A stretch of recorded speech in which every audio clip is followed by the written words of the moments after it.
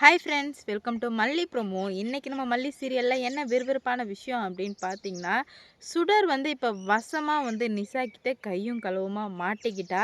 சுடரை வந்து அநியாயத்துக்கு நம்பினது மட்டும் இல்லாமல் சுடருக்கு சப்போர்ட் பண்ணது எல்லாமே வந்து நிஷா தான்.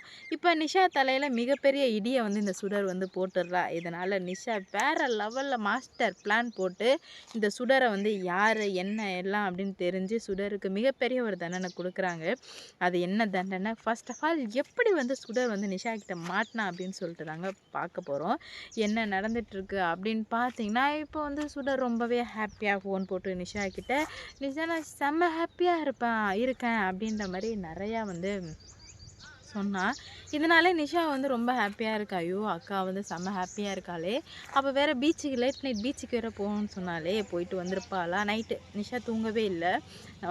மறுநாள் காலையில் போய் கேட்டுருணும், நாளைக்கு காலையில் போய் கேட்டுருணும் என்னக்கா நடந்துச்சு அப்படின்னு சொல்லிட்டு கேட்டுருணும் அப்படின்ற மாதிரி இவ இங்கே ஹாப்பியாக இருந்துகிட்ருக்கா. அப்போ தான் வந்து கதிரேசன் வராங்க.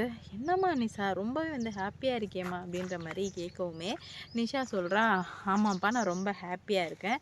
அதுக்கு காரணம் யார் தெரியுமா அப்படின்னு கேட்குமே, யாருமா அப்படின்னு சொல்லுவோமே, நம்ம அக்கா தான்ப்பா. அக்கா ஃபோன் போட்டு நான் இன்றைக்கி லேட் நைட்டாக வந்துட்டு நான் விஜய் கூட வெளியே போகிறேன் அப்படின்ற மாதிரி சொல்லிட்டா. அதனால தான் நான் ரொம்ப ஹாப்பியாக இருக்கேன்ப்பா அப்படின்னு சொல்லுவோமே, உண்மையாலுமே அவங்க ரெண்டு பேரையும் பார்க்க எனக்கு அவ்வளோ சந்தோஷமாக இருக்குமா. இப்படி ஒருத்தருக்கு ஒருத்தர் ரொம்ப உறுதுணையாக இருக்கிறது எனக்கு ரொம்ப சந்தோஷமாக இருக்குன்னு சொல்லிடுறாரு. மறுநாள் காலையில் போயிட்டு கேளு இன்னும் ஹாப்பியாக இருப்பேன்னு சொல்லும்போது, ஆமாம்ப்பா நாளைக்கு நான் காலைல போய் கேட்க தான் போகிறேன் அப்படின்ற மாதிரி நிஷா சொல்லிடுறா. அதுக்கப்புறமா என்ன நடக்குது அப்படின்னு பார்த்தீங்கன்னா, இவங்க வந்துட்டு பீச்சுக்கும் போகல, ஒன்றத்துக்கும் போகல. ஏன்னா நம்ம மல்லி வந்து போக விடலை. அது இந்த காண்டில் போய் தூங்கிடுறா. இந்த மல்லி இருக்கிற வரைக்கும் நம்மளால் வந்து ஒன்றுமே பண்ண முடியாது. நம்ம ஏதாவது ஒன்று பண்ணணும்னா இந்த மல்லி கண்டிப்பாக இருக்கக்கூடாது, அதுக்கு நம்ம ஏதாவது ஒன்று பண்ணியே ஆகணுமே அப்படின்னு சொல்லிட்டு என்ன பண்ணுறா அப்படின்னு பார்த்தீங்கன்னா, மல்லியை கொஞ்ச நாளைக்கு ரகு விட்டு கடத்தி வைக்கணும்னு சொல்லிட்டு ரகுவுக்கு கால் பண்ணிட்டா. அந்த நேரத்தில் தான் நிஷா வந்து வீட்டிலேருந்து கிளம்பி வரா. அப்பா நான் போய் அக்காவை பார்த்துட்டு வரேன்ப்பா, என்னாச்சுன்னு கேட்டுட்டு வரேன் அப்படின்ற மாதிரி சொல்ல, சரிடாம்மா நீ போயிட்டு வா அப்படின்ற மாதிரி கதிரேசனும் சொல்லிடுறாங்க. இப்போ வந்துட்டு நிஷாவும் கிளம்பி வீட்டுக்கு போகிறான். அங்கே வீட்டுக்கு போனா அப்படின்னு பார்த்தீங்கன்னா, ரூம்லாம் சாத்திருக்கு, வீட்டில் யாருமே இல்லை. அக்கான்னு கூப்பிட்டுட்டே போகிறா. அவள் கதவை திறக்கலை. ஐயய்ய என்னாச்சுன்னு தெரியல, தூங்கிட்டு இருப்பா போலன்னு சொல்லிட்டு ஜன்னல் வழியாக போயிட்டு சத்தம் போடலாம் அப்படின்றதுக்காக நிஷா போகிறா. ஆனால் பார்த்தீங்கன்னா அவளுக்கு அங்கே பேரதிர்ச்சி காத்துட்ருக்கு. ஏன்னா வந்து இவர் ரகு கிட்ட ஃபோன் போட்டு சொல்லிகிட்டு இருக்கா, இந்த மாதிரி ரகு என்னால் இந்த வீட்டில் நிம்மதியாக இருக்க முடியல, நிம்மதியாக இருக்கணும்னா இந்த மல்லியை வந்து நீ எப்படியாச்சும் வந்து கடத்திரு ரகு அப்படின்ற மாதிரி சொல்கிறாங்க. ஏன் என்னாச்சு, எதனால் இப்படி சொல்கிற அப்படின்ற மாதிரி கேட்க சொல்கிறாங்க.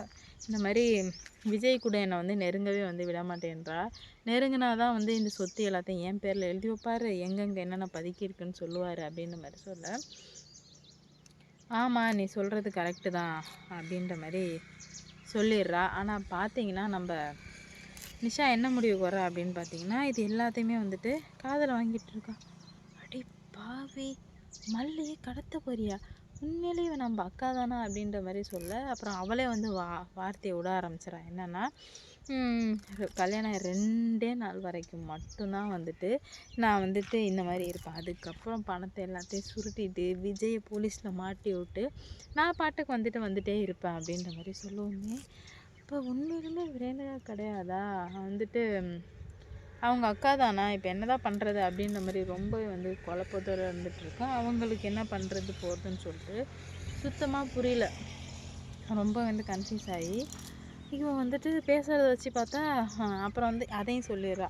50 லட்சம் பத்திரமா தானே இருக்குது, 50 லட்சத்தை வந்து மறக்காமல் வந்து வச்சுக்கோ, நான் வந்துடுறேன் அப்படின்ற மாதிரி சொல்லுறா. அப்படி பாவி, அப்போது நம்ம வீட்டில் உள்ள 50 லட்சத்தை எடுத்தது நீ தானா அப்படின்ற மாதிரி சொல்லி ரொம்ப வந்து வருத்தப்பட்டுட்ருக்க. அவளுக்கு என்ன பண்ணுறது போகிறதுன்னு சொல்லிட்டு கூட சுத்தமாக புரியல. ரொம்பவே வந்து கன்ஃபியூஸ் ஆகி என்ன பண்ணுறா அப்படின்னு பார்த்தீங்கன்னா, இதை இப்படியே விட்டு வைக்கவே கூடாது, ஏதாவது ஒன்று பண்ணியே ஆகணும் அப்படின்னு சொல்லிட்டு ரொம்ப வந்து குழப்பத்தோடு இருந்துகிட்ருக்கா. அவளுக்கு என்ன பண்ணுறது போகிறதுன்னு சொல்லிட்டு சுத்தமாக புரியல. உடனே வந்து கதவை தட்டுறா. பேர் என்ன, யார் அது இந்த டைமில் நம்ம கதவை தட்டுறேன்னு சொல்லிட்டு திறந்தா, நிஷா வா நிஷா அப்படின்ற மாதிரி சொல்ல, ஒரு மாதிரி முறைச்சிக்கிட்டே இருக்கா. என்னாச்சுக்கா, ஏன் வந்து முறைச்சிக்கிட்டே இருக்கா அப்படின்ற மாதிரி கேட்க, ஏன் முறைச்சிக்கிட்டு இருக்கிறியா அப்படின்ற மாதிரி கேட்க, ஆமாக்கா ஏன் முறைச்சிட்டு இருக்க என்னாச்சு அப்படின்ற மாதிரி கேட்டுட்டு 2 பேரும் பேசிகிட்டு இருக்காங்க. உண்மையை சொல்லு, என் பணம் எங்கே அப்படின்ற மாதிரி கேட்க, என்ன பணம் நிஷா, என்னாச்சு உனக்கு, ஏன் இந்த மாதிரிலாம் பேசிகிட்டு இருக்க அப்படின்ற மாதிரி சொல்லவுமே, ஏன்னா நீ அந்த மாதிரி பண்ணி வச்சுட்ட, இதுக்கு மேலே வந்து எதுவுமே வந்து பண்ண முடியாத அளவுக்கு வந்து போயிடுச்சு, நான் பார்த்துக்கிறேன், இதுக்கு மேலே என்ன பண்ணணும் போகணும்னு சொல்லிட்டு நான் பார்த்துக்கிறேன் அப்படின்ற மாதிரி ஒரு முடிவுக்கு வந்துட்டுருக்காங்க. என்ன நடக்க போகுது அப்படின்னு சொல்லிட்டு வெயிட் பண்ணி பார்க்கலாம். இவ்வளோ நாளாக இருந்ததுக்கும் இப்போ இருந்துகிட்ருக்கிறதுக்கும் நிறையவே வந்து வித்தியாசங்கள் இருக்குது. என்ன பண்ண போகிறாங்கன்னு சொல்லிட்டு சுத்தமாக புரியல. நிஷா கிட்டே இப்போ செமத்தியாக வந்து வாங்க போகிறா சுடர். நிஷா வந்து சுடருக்கு என்ன தண்டனை கொடுப்பாங்க நீங்கள் நினைக்கிறீங்கன்னு சொல்லிட்டு மறக்காமல் வந்து கமெண்டில் சொல்லிட்டு போங்க. பார்ப்போம் என்ன நடக்க போகுது, எந்த மாதிரிலாம் வந்து கொண்டு போகிறாங்க அப்படின்னு சொல்லிட்டு வெயிட் பண்ணி பார்க்கலாம். இந்த வீடியோ பிடிச்சிருந்தா லைக் பண்ணுங்கள், ஷேர் பண்ணுங்கள், மறக்காம சப்ஸ்கிரைப் பண்ணிக்கோங்க. இதுக்கு மேலே நடக்கிறது எல்லாமே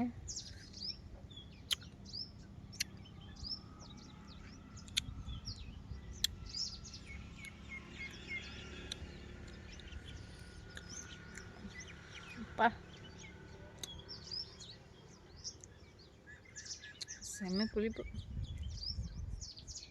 மல்லியை பிடிச்சிச்சின்னா லைக் பண்ணிட்டு கமெண்ட் பண்ணிக்கோங்க. எத்தனை மார்க் கொடுப்பீங்க அப்படின்னும் மறக்காமல் கமெண்டில் சொல்லிட்டு போங்க. பாப்போம் என்ன மாதிரிலாம் நடக்க போகுது, என்னென்ன பிரச்சனை, எந்தெந்த மாதிரிலாம் வரப்போகுது அப்படின்னு சொல்லிட்டு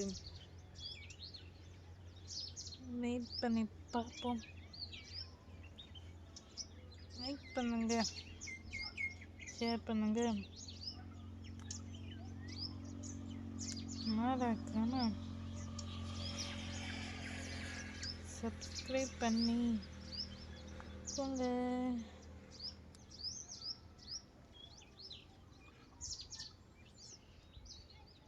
நிஷா பண்ண காரியத்துக்கு எல்லாத்துக்கும் மிகப்பெரிய தண்டனை கிடைக்கும்னு நான் நினைக்கிறேன். நீங்கள் என்ன நினைக்கிறீங்கன்னு சொல்லிட்டு கமெண்ட்டில் சொல்லிட்டு போங்க.